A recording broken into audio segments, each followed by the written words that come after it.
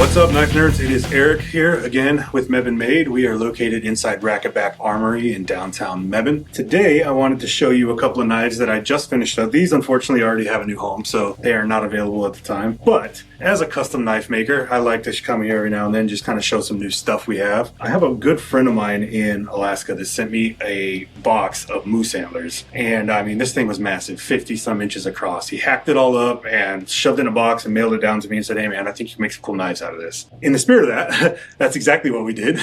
I started taking a look at these antlers and playing with them. And you know, the interesting thing is when I get them, they're all like bone white, like bleached white from the weather.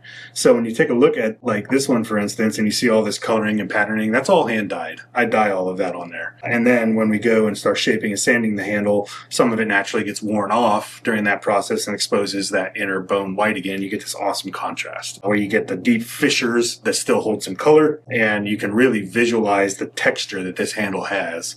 This is a really cool knife. These two both were cut from the same billet of Alabama Buckshot Damascus. This is 416 layer Damascus. It starts with 5160 nickel 200 alloy and 15N20. That is forged into a billet of 416 layers, which is then drawn out. A series of holes are drilled into it very, very carefully, and then it is forged out to bring all those concentric circles and layers to the surface, and the result is this beautiful pattern that looks like raindrops on a puddle. So the generic term for this style or type of Damascus is Raindrop Damascus. I purchased this from a gentleman in Alabama who owns Alabama Damascus, and he calls it Alabama Buckshot Damascus, which I really like. The pattern on his is very, very tight, very, very symmetrical, and I absolutely just love his Damascus patterns. These particular knives both have Alaskan moose antler handles, both have Alabama Buckshot Damascus blades, both have brass hardware. The main difference is here, this handle is pinned, this one is not.